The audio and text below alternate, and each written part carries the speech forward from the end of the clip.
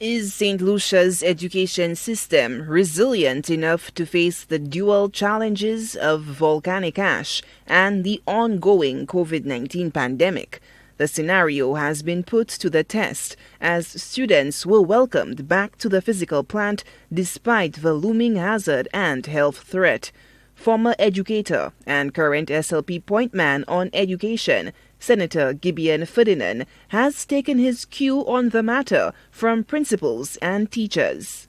I was a little nervous about it when the reopening was announced, but thus far, the feedback that I've gotten, I've heard from teachers, the Ministry of Education officials, parents and students, does not suggest that there are any issues as we speak. So I still remain a little bit nervous, but I'm hoping that it does not create an issue. The education of students, despite the ongoing pandemic, has been a challenge for officials, with a lack of devices and internet access posing a massive problem.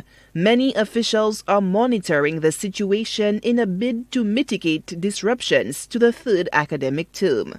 With children, it's a little bit, especially the little ones. Preschools are now reopened, so it could be an issue, but I think it's a little too soon to tell. I'm hoping that does not become an issue. According to the Ministry of Health, school plants are not viewed as high transmission zones for COVID-19. Some quarters have called for schools to be opened in full given the low chance of transmission. However, Ferdinand begs to differ.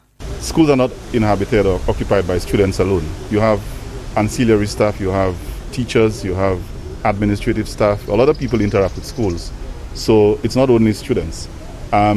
Before you can have everybody on the school plan, depending on the size of the school, the location, and the amount of traffic that goes through. When I say traffic, I mean human traffic.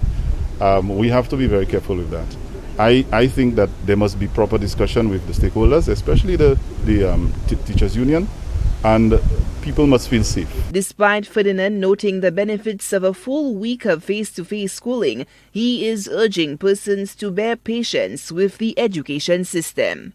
While this is important and we've missed out a lot, we have to be very careful and responsible in ensuring that people occupy those schools in full and do not assume that because there's an assertion or a perception that the transmission rate among children is a lot less, that it's okay to just send everybody back in. There must be proper consultation, bearing in mind that there are adults who also are part of the school population. The third academic school term has been described as critical, especially for grade 6 students who are preparing to sit the common entrance exams and fifth formers scheduled to take the CXC tests. Solange Alfred, HTS News Force.